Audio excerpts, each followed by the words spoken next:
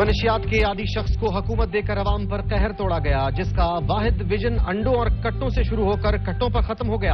مریم نواز کا workers convention سے خطاب، کہا عمران خان کی حکومت گرنے کے بعد ملک کے پاس صرف بھنگ کے اثرات باقی رہ گئے۔ واحد شخص ہے جو لیڈر ہونے کا دعوے دار ہے لیکن گرفتاری سے بچنے کی خاطر خواتین کو ڈھال بناتا ہے۔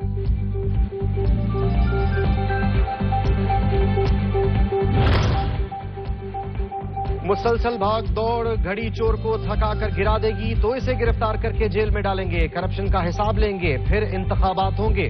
وزیر داخلہ رانا ثناء اللہ کا فیصل آباد میں عوامی اجتماع سے خطاب، کہا کارکن تیاری کر لیں، آئندہ جلسے سے نواز شریف خطاب کریں گے، انتخابی مہم چلائیں گے، الیکشن جیت کر قوم کی تقدیر بدلیں گے۔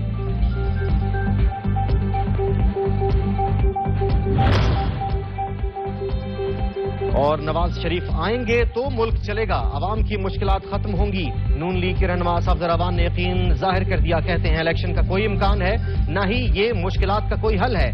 شہباز شریف نے پی ڈی ایم کے ساتھ مل کر سر توڑ کوششوں سے ملک کو معاشی تباہی سے نکالا، مسائل کا حتمی حل نواز شریف کے پاس ہے۔